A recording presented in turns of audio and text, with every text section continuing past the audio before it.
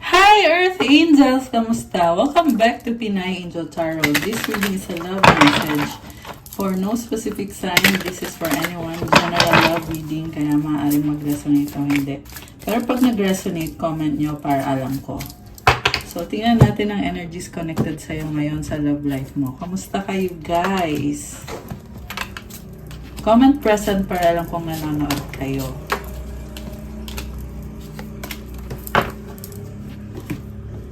So, kuha tayo ng love energies.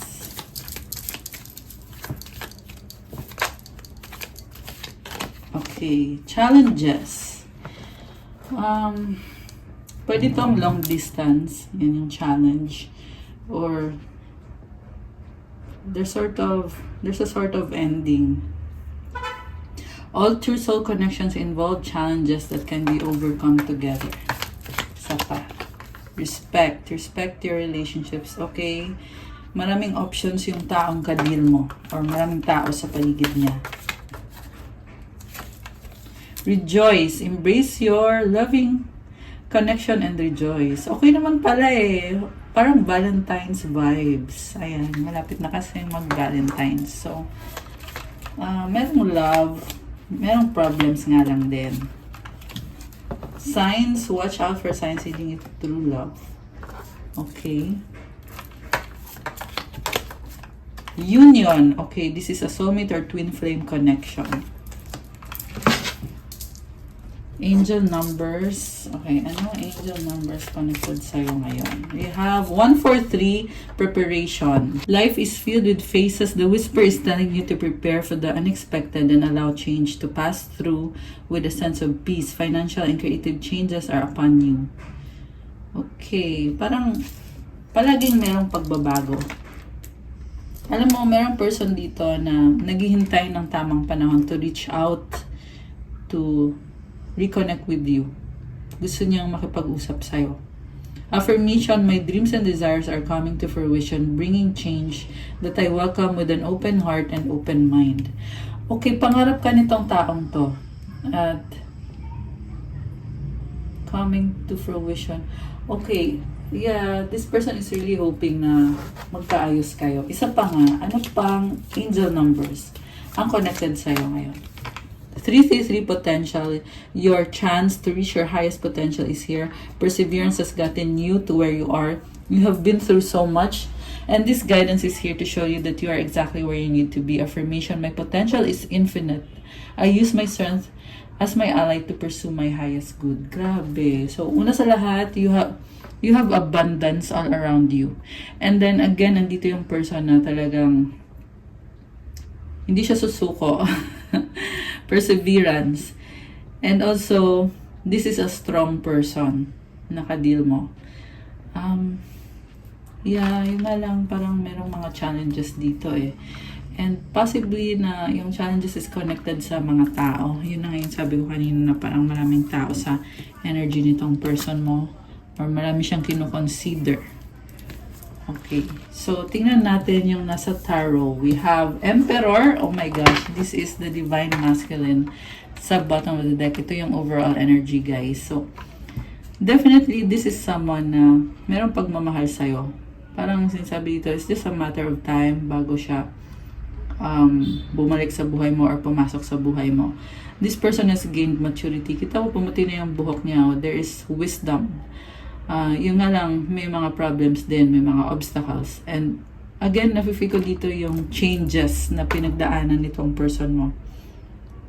So, may sword siya eh. So, this is protection. And meron siyang wand, which symbolizes the passion to make or to take an action towards this relationship or connection.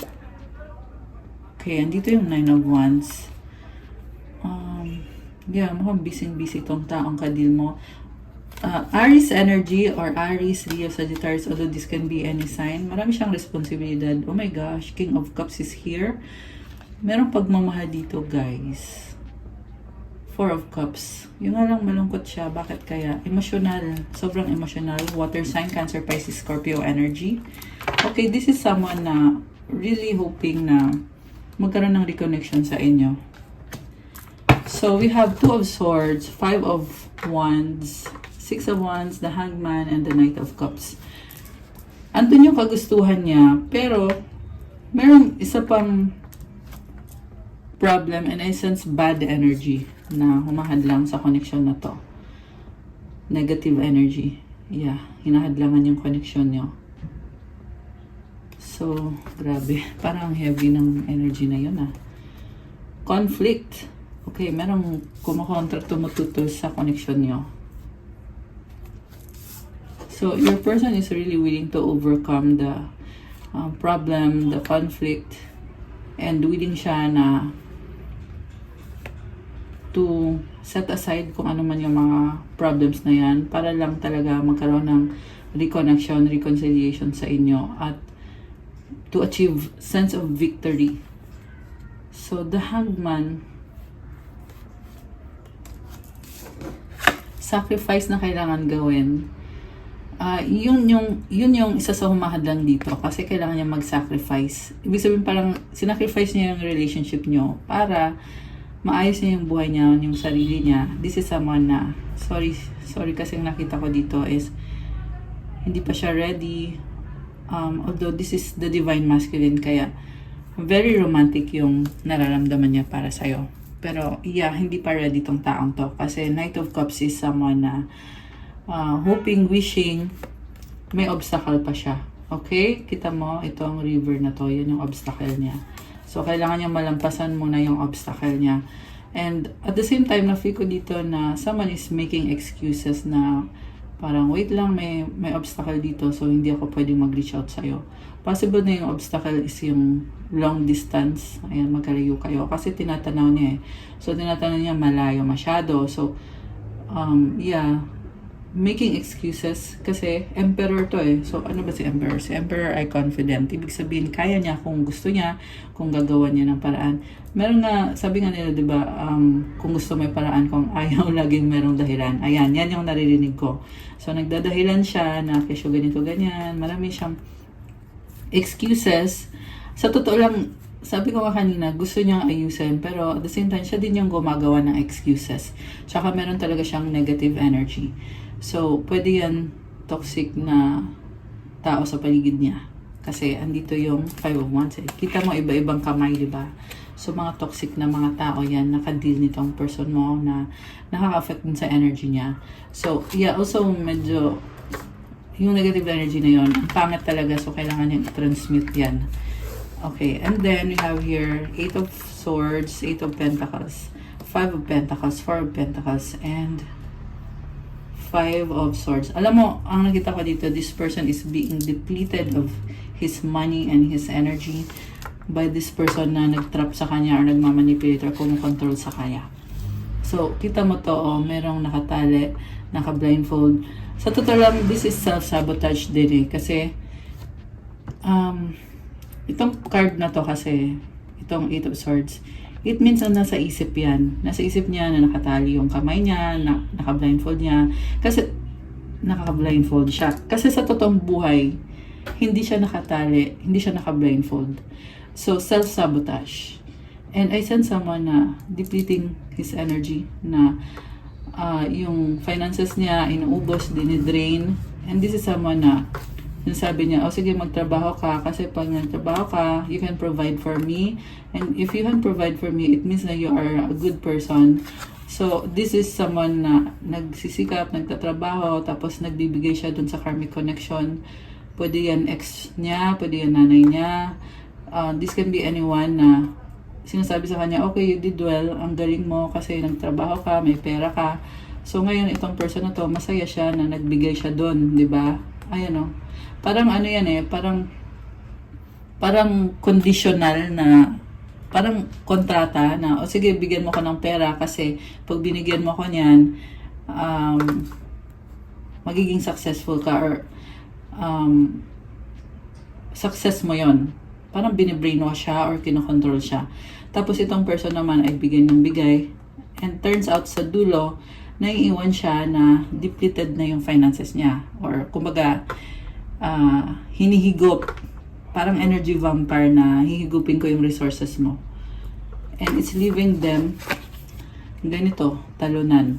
Okay? Sorry sa word. Kasi yan yung nakikita ko at naririnig ko. So, kailangan ko lang sabihin. Ayan. So, andun yung feeling na parang sa isip niya, panalo siya kasi na-provide niya ginawa niya, diba, nagbigay siya, diba? Pero sa totoong buhay, ang pakiramdam is talo siya. So, ganun yun. Kaya self-sabotage. And napaka-unhealthy ng pattern na nakikita ko sa taong to. So, yeah, pero yung puso niya ay ikaw, yung sinasabi ng puso niya na gusto niya. Okay. Okay, takpan natin. Wala siyang suot. So, the Star, Two of Pentacles. Wishing na sana kaya ko pagsabayin ikaw tsaka yung trabaho ko or yung ex ko or yung karmic connection ko. This is someone living a double life. And this is also someone na hoping na maayos yung connection nyo. Sa totoo lang, may chance naman na maayos yung connection nyo. Kaso lang hindi nangyayari kasi ayaw niyang bitawan. Dalawa yung hawak-hawak niya dito. So, yung reading natin ngayon is a combination of positive and negative. Parang na-feel ko dito, sayang naman. Parang ganun yung feeling dito kasi andun sana yung kagustuhan, yung potential, pero on the physical or on the actual, hindi nangyayari. Okay, unang card pa lang kanina, lumabas kasi si Divine Masculine, si Emperor. So this is someone really who has the power to create his dream life. Okay? Pero, yeah, they bound themselves to another situation na sinasabi niya sa sarili niya na hindi kailangan kong gawin to. So syempre, nag-fail yung connection niyo. Diba? Ito nga yun, sinacrifice niya. Nag-fail Ayan. So, ang na-feel ko dito, parang hindi niya maamin pa sa sarili niya na this is a failed connection. Hindi niya maamin sa sarili niya kasi andyan pa rin siya. Ayan. And andun yung kagustuhan niya na i-pursue yung connection pero hindi naman mangyari-yari kasi nga yung mindset niya, ayan ayan, sinasabotahe. Ace of Rods. So, ayan this is a third party situation guys. Although hindi sa lahat magre-resonate, okay? Pero kung kanino nagre-resonate ang reading, ang nakita ko dito is marami siyang kadil. Ayan may tatlong babae dito. So, baka itong tatlong babae ay naging karelasyon niya. Or pwede din yan na pwede din naman sa family. This can be any connection, pero ayun na nga, yung mga connection na yan is yan yung pinagkakabisihan niya. At yan din yung dahilan kung bakit hindi niya mabigay ng buo yung kind of relationship or connection na stable and solid. So, ang nakikita kong nangyayari dito sa connection na to is parang palaging hanging, palaging questionable, palaging walang concrete na patutunguhan. Alam mo yon, walang direksyon. Yun pala yung term na hanap ko, Hierophant. So, this is someone who believes na okay. Grabe So, grabe yung energy niya. So, grabe. Na-overwhelm ako sa mga energies na to. So, una sa lahat, ito, naniniwala siya kasi na responsibilidad niya yan kaya hindi niya iiwan kahit napaka-toxic naman. And this is also someone na gusto kanya. Gusto niya andyan ka lang kahit siya mismo wala naman siyang pinapatunayan. And then the Chariot, parang paglalaban ka niya, iiwan ka na naman niya, pabalik-balik lang siya. The reason kung bakit siya nagkakaganyan is, sabi ko nga kanina, double life, Queen of Swords and the Knight of Rods. Sobrang detached So, ano yung papakita niya sa'yo na andito lang ako, tapos biglang wala, nanlalamig sa'yo tong taong to. So, energy din to ng cheater at one point in your relationship, niloko ka niya at marami siyang ibang partners. Alam mo man o hindi to, pero iyan yun. Nakakaloka. Okay, marami siyang partners. Okay. And then, parang this is someone na all about the money. Parang sobrang concerned sa status niya, sa very competitive na energy. Okay, at the same time, very practical. So, kung pwede namang ayusin tong direksyon ng buhay niya kung yun yung pipiliin niya. Pero sa ngayon, lumalabas talaga dito yung energy ng player, tsaka yung energy ng maraming tao sa paligid niya na andun yung energy niya. Kaya, sad to say,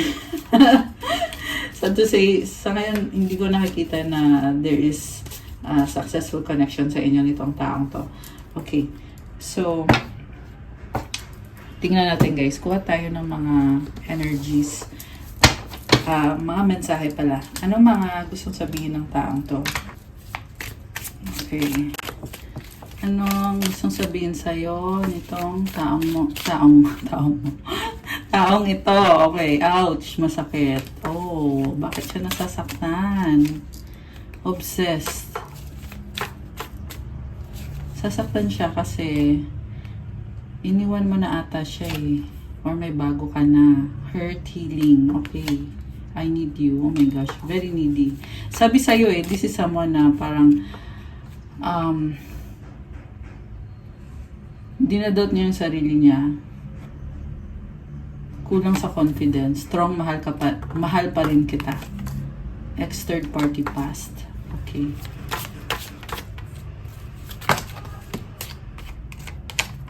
Attractive, sexy, hot.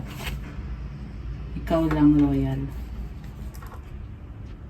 Okay. So, dati kang pinagpalit dito sa third party. Pero, ngayon, ikaw na lang daw. Okay. So, although yung iba guys, andun pa rin kasi lumabas pa rin dito sa energy. So, possible din to na pabalik-balik. Doon siya, tapos sa'yo. Ganon.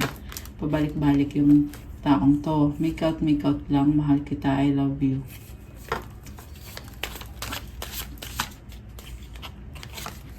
Possible, pwede, not sure. Okay, very hesitant. Pabago-bago, doubt. Okay, so walang direksyon. Yan yung narinig ko. Kasi nga, pabago-bago, hindi sigurado. So, kumbaga, maubos lang din yung ano mo, kung yan ay kung iniisip mo pa tong taong to. Maubos yung lakas mo kakaisip. Diba? So, it's better to free yourself and to date other people and to enjoy your single life. Ayaw. Oh, ayaw niya. So, ayaw niya na makipag-date ka sa iba. Ayaw niya na maging single ka. Okay. Ano pa mga love energies meron sa connection na to?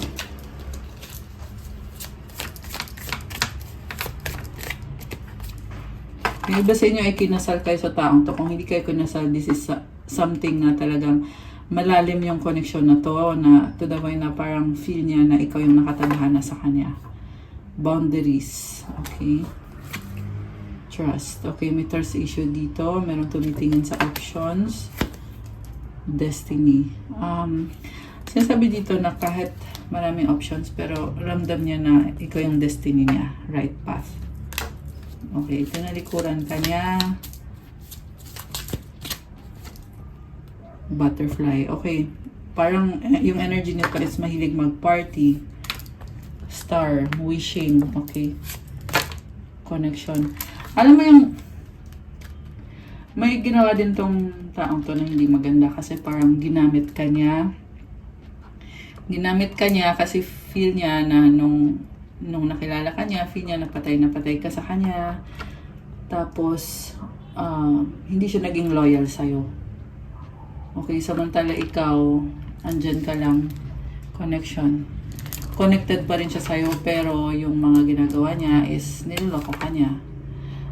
Yeah, although nakita ko din talagang merong point na tinalikuran ka niya talaga at pinagpalit ka niya talaga sa iba. Meron ding time na pinagsabay-sabay niya ikaw at yung ibang options. So, ngayon gusto apologize. Okay. So, ano pa ang mga tingnan natin kung ano naman ang sasabihin mo sa taong yan. Okay, anong sasabihin mo sa taong ito? I need you to be away from me. Nakakatawa. Ayaw mo na sa kanya. I am excited for our future. Okay, ayaw mo na, pero excited. I feel like this is your own life, own future na na-excite ka. So, merong don't pressure me. I'm struggling right now, okay? So, I feel like you have your own plans. May sarili ka mga plano sa buhay mo. So, ayaw mo yung parang pinipilit ka niya. Baka kasi pinipilit niya na makipag-ayos siya sa'yo. You hurt me. Ayun na nga, sinaktan ka nga niya. I need you to make the first move. So, hindi ka mag-move. Kung meron mang connection sa inyo, dapat sa kanya manggagaling, hindi sa'yo manggagaling. Ano pa? Okay, tumalon tong isang to. Ano to? I lied and regret it. Okay, pwede din naman na siya yung nagsinungaling at nagsisisi. Kaya siya mag-apologize. Thinking of you makes me smile. I need your time and commitment. Okay, Cancer. Ayan. So, kung sino man yung Cancer, ikaw ba yan o siya, pwedeng baliktad. Ayan, meron release negativity. Okay. So, kuha ko ng final cards. Okay, from the tarot. Ace of Swords. So, nakita ko, ikakat off mo tong connection na to. Ihihil mo ang sarili mo. At ipupursue mo kung... Kasi bagong simula to eh. I can see breakthrough. Tsaka merong hugis puso dito. So, possible yan na another person na ipupursue mo. Or pinupursue mo ngayon. So, you have this crown also which symbolizes na you have this... Kumbaga, may bago ka ng journey, may bago ka ng achievements. Ayun. Okay, one more. Wheel of Fortune. Wow. So, umikot yung gulong, oh. Ayan. So, you are really looking for a partner na magpaparamdam sa'yo na masaya ka, na, ayun. Tsaka ito, merong nalaglag, diba? So, kumbaga, let go mo na yan. And then, you have this new beginning with this new person. Grabe. Grabe. So, new love is on the horizon. Okay. Kuha tayo ng mga energies na connected ngayon sa'yo. Sa mga Earth Angels na nanonood. Teka, tanggalin natin to. So, ano yung mga energies connected sa mga Earth Angels?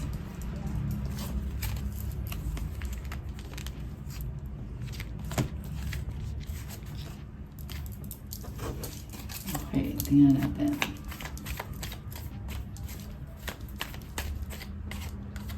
Oh! Soulmate! Soulmate mo siya or may bagong soulmate ka? Oh, bakit naka-reverse?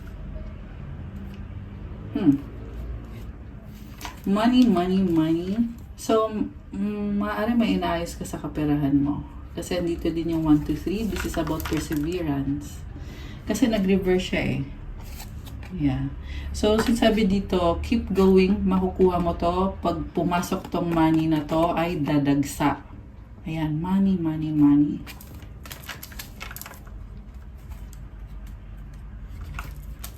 Also, take it one step at a time. Okay, ano pa? Success! Okay, may success connected sa soulmate.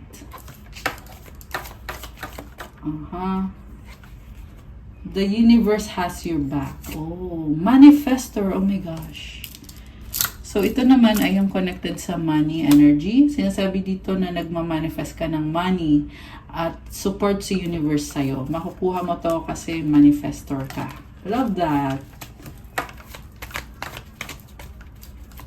Pero na-feel din ako dito guys na kailangan mo protektahan yung pera mo kasi merong spiritually, merong gustong mang-agaw ng kaperahan mo. Take action. 1, 2, 3. Okay.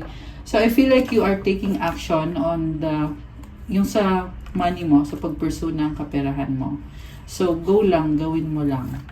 Peace that transcends all understanding. Grabe. So, you are blessed and protected kasi You have this sense of peace na, wow, 911 angel numbers on the screen now. Sense of peace na kahit hindi perfect ang lahat, kahit hindi maunawaan ng human mind mo, pero energetically, meron ka nitong peace. This is actually biblical. Okay? Peace na galing kay God. It transcends all understanding. There's a knowingness na the universe has your back and you are supported by God. You are blessed. So, therefore, if anyone is in Christ, the new creation has come. The old has gone, the new is here. Oh my gosh. 2 Corinthians 5:17. Grabe, this is a transformation na nangyayari sa'yo. Para kang you were stripped of your old skin. Okay? Actually, may inalis sa'yo na bad energy. Okay? Yun yung nasasagap ko dito. At, ayan, i-claim mo tong energy na to, itong 2 Corinthians 5:17. Pag nasa kay God ka daw, or na kay Jesus, kasi Christ eh. If you believe in Jesus Christ, then bagong tao ka na. You are a new creation. Yung dating ikaw, wala na yun, tapos na yun. Andito na ngayon yung bagong ikaw. Grabe. So, comment, the new is here. I-comment mo, I am in Christ Jesus, to claim this beautiful energy. Grabe. And may blessing sa kaperahan mo. Ramdam ko yun. Repentance. Okay, so, repent from your sins. Okay, maghingi ka ng forgiveness at show it sa mga actions na ginagawa mo na you regret, kung ano man itong specific na kasalanan na nasagap natin dito. Okay? You have to repent so that you can manifest better. You can claim yung blessings na galing kay God. And si God ay nagpapatawad si God if you show that you are sorry and then nagsisisi ka sa ginawa mo, and then that you are really changing your attitude, or you are changing your life. And also, don't beat yourself up sa mga nagawa mong kasalanan. Okay? Kasi kaya kang i-forgive ni God. So, after you repent, and then you accept the forgiveness, and then you let it go. Ganun yon.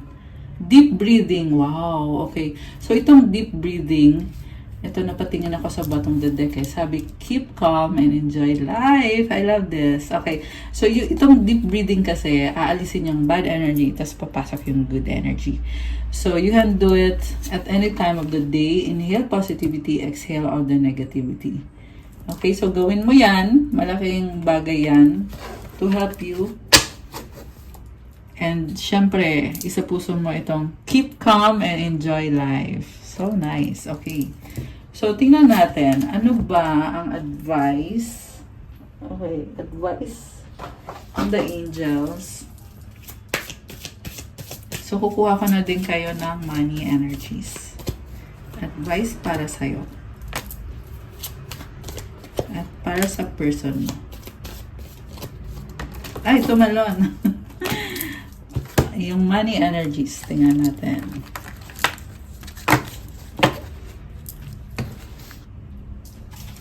Money energies connected sa person mo. Okay. Isa pa. And dami ah. Yung connected sa'yo. Uy, tumalon. Okay. Yun na. Kunin na natin yung tumalon. So, okay. Tingnan natin yung para sa'yo. Sabi dito, wow! Peaceful warrior, Archangel Ariel. Thank you, Ariel, for helping me stand my ground with peace. Grabe, ang lakas ng confidence mo. Palaban ka. At the same time, you are very peaceful. Kumbaga, hindi mo kailangan mag-lash out or what. But I see this strength in you na talagang very fiery, passionate. And at the same time, nakita ko, you know how to control itong very passionate na energy na to. Or yun yung kailangan mong gawin para ma-maintain yung peace sa energy mo or sa situation mo. Open your heart, Archangel Chamuel. Thank you, Chamuel, for removing the barriers around my heart. Okay, so you need to open your heart chakra or unti-unting nabubukas yung heart chakra mo. So that's good. And then flexibility, adapt slowly by using versatility, compromise, adaptation pala, change, etc. Be flexible in your methods. Oh, okay. So I feel like busy. Kasi octopus ang daming kamay eh. Busy ka ata. Oh, love affair. Oh my gosh. So, may bagong person ka, kaya sinasabi ng love affair. Ibang person to, kaysa dito sa taong lumabas dito sa reading. Beware love affairs at work. Rarely and well, don't lose your mind. Grabe ah. So, sa person mo naman, I feel like some of you are dating kasi kaya lumabas tong love affair. So, yeah, marami kasing dito, yung from a relationship na nagtapos, you are trying to find your new soulmate or you are getting to know someone or some people. So, yung person mo naman, clear your vibes, Archangel Metatron. Thank you, Metatron, for clearing my energy field. Ayan, so, nakiklear na yung energy niya. Trust your vibes. Wow! Parang malakas yung intuition na tong taong to. All about vibes. Yung mga cards niya. Thank you, angels. Today, I choose to trust my intuition and your guidance. Grabe, nice. So nice. Nagbubukas din yung heart chakra. And I see purity sa heart nitong taong to. Grabe, this is someone na pure yung pagmamahal sa'yo. Authority. Oh, andito ulit si Divine Masculine, yung Emperor card na overall energy. This is energy of being a leader. Authority, take on the role of a leader and everyone will respect you. Be self-confident. Success. Wow, choosing the right direction and actively overcoming difficulties. You're on the right track. Loyalty. True friendship and loyalty are among the most important values. Be loyal to your friends. Grabe.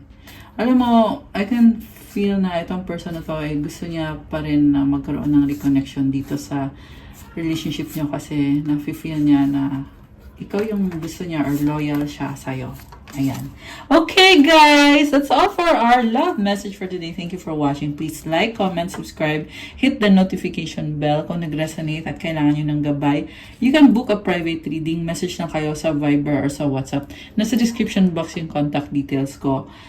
And check out my Instagram if you want to start your crystals journey. May mga crystal bracelets na tutulong sa'yo sa manifestation mo at para gumanda yung aura mo to give you good healing energy at iba-iba din yung benefits.